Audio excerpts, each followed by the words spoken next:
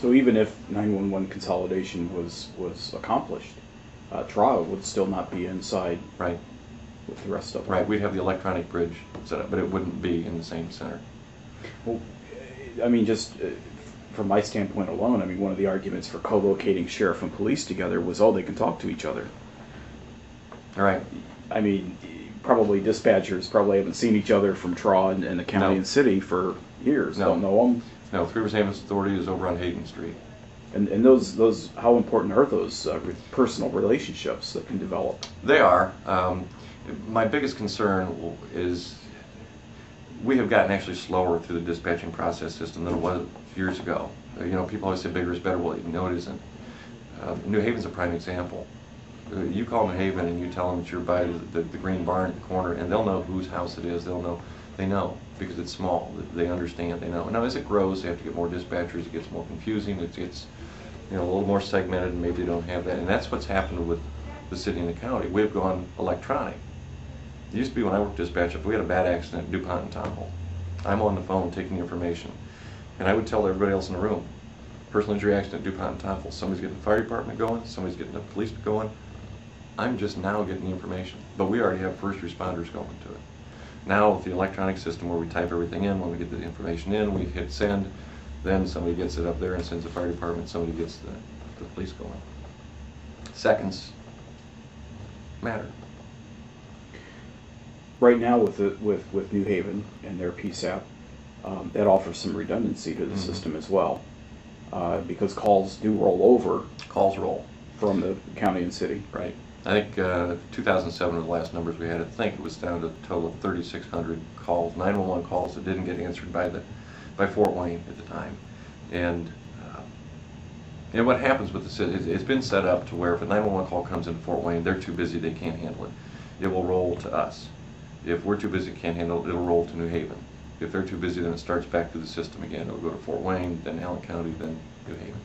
So it rolls through the system until somebody picks it up. And that, I guess, was my biggest concern when we were first being told about the city's proposal. They said we could do it with fewer employees. That's how we're going to save money. My question was how? Same number of police officers, same number of firefighters, same number of ambulance personnel, same number of calls coming in. Currently, you're not handling 3,600 911 calls. And to me, it's 3,600 people with an emergency. They believe an emergency, whether it turns out it really is or not, but to them, it's bad enough they're calling 911 and they're not getting an answer. And we're going to do it with fewer personnel? How? We can't answer the ones we have now. How are you going to do it with fewer people?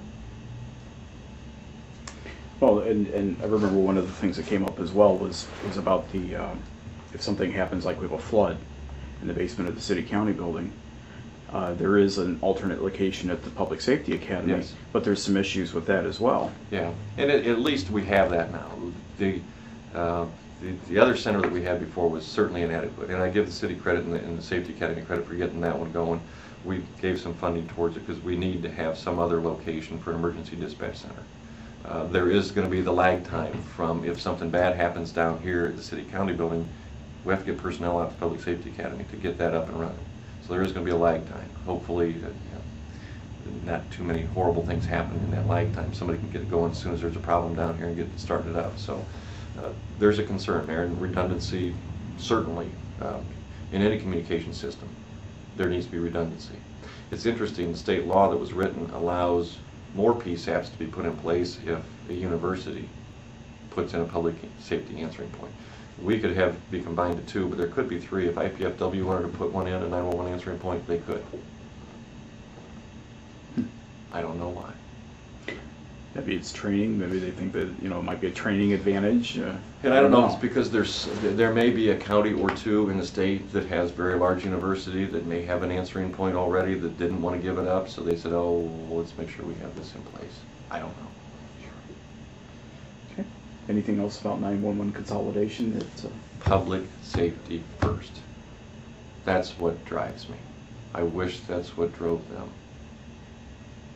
When we look at it that way, when we try to determine how do we make it a streamlined transmission from the 911 caller to the first responder and can figure that out, that's what we go with.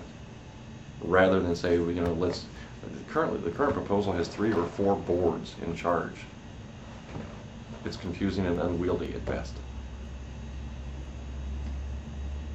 Okay. Well, Sheriff, appreciate your time today. Is there anything else you wanted to mention, or? You know, just remember the Sheriff's Department's out there for everybody in Fort Wayne and Allen County. We have jurisdiction every place. Our warrants guys are in the city all the time, and they're doing a great job, not only serving warrants, but they're taking a lot of drugs off the streets. And I have to say, I'm very proud of our department. Great. Very proud of them. Well, we appreciate your time today. Thank you. Thank you.